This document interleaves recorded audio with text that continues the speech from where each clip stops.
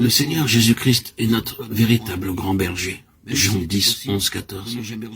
Hébreux 13, 20. 1 Pierre 2, 25. Sur terre, il y a beaucoup de soi-disant bergers. Mais très peu sont dignes d'être appelés bergers. Ésaïe 56, 10, 12. Seuls les bergers donnés par Dieu ont la capacité et le pouvoir de paître le troupeau de Dieu. Dans ce monde, il y a beaucoup de faux prophètes, beaucoup de faux docteurs et beaucoup d'épreuves pour les enfants de Dieu. Mais à l'image du blaireau qui veille sur ses petits, le véritable berger doit veiller sur le troupeau de Dieu, le protégeant de toutes les bêtes sauvages, des loups ravisseurs, qui parfois viennent en vêtements de brebis pour les dépouiller. L'apôtre Paul avertit les bergers que de nombreux loups cruels se lèveront parmi les enfants de Dieu cherchant à disperser le troupeau de Dieu. Et il leur recommande de surveiller, rappelant comment nuit et jour lui-même les a servis et les a exhortés dans les larmes. Acte 20, 28, 33. Ici, nous devons remarquer trois choses. L'apôtre dit, je n'ai désiré ni l'argent, ni l'or, ni les vêtements de personne. Acte 20, 33.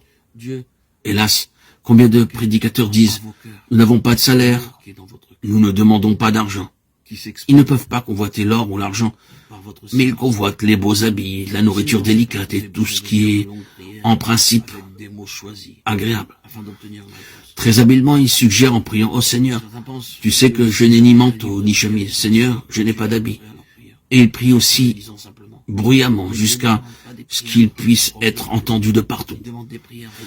Ceux qui veulent être les bergers de Dieu doivent être libres de toute convoitise, que ce soit la soif de l'or, de l'argent, des joyaux, de la nourriture, ou de quoi que ce soit de cette vie. De cette façon, ils peuvent servir Dieu joyeusement, de bon cœur et en toutes circonstances. De tels bergers peuvent vraiment veiller sur vous. Mais les autres bergers en sont incapables. Ils nous apportent division et conflits. Tout ce que Paul recevait, il le partageait. Il déclare, il y a plus de bonheur à donner qu'à recevoir. Il travaillait de ses propres mains pour tous ceux qui étaient dans le besoin. Nous pensons que, en tant que prédicateurs, on nous doit tout et que tout ce que nous recevons doit aller dans notre poche. Si nous pensons ainsi, nous ne pouvons pas être de véritables bergers. Seuls ceux qui savent donner à Dieu et se dépenser pour Dieu sont de véritables bergers. Le berger doit veiller sur le malade, sur celui qui souffre, sur le besogneux, sur le pauvre. Mais où sont-ils les hommes qui seront les véritables bergers de Dieu? Nous avons besoin de prier. Oh Dieu, donne à ton Église de véritables bergers qui, à l'image du blaireau avec ses petits, veilleront sur nous. Alors vous serez protégés et gardés de toute bête sauvage. La dernière couverture qui recouvrait tout le sanctuaire était une couverture de peau de blaireau. Elle recouvrait le tabernacle dans son entier. Le blaireau est réputé pour être extrêmement vigilant envers ses petits.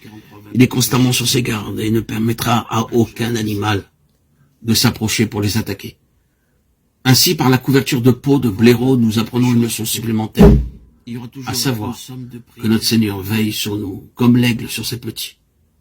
Deutéronome 32, 11, 12. Ou comme le berger sur ses brebis. Ézéchiel 34, 11.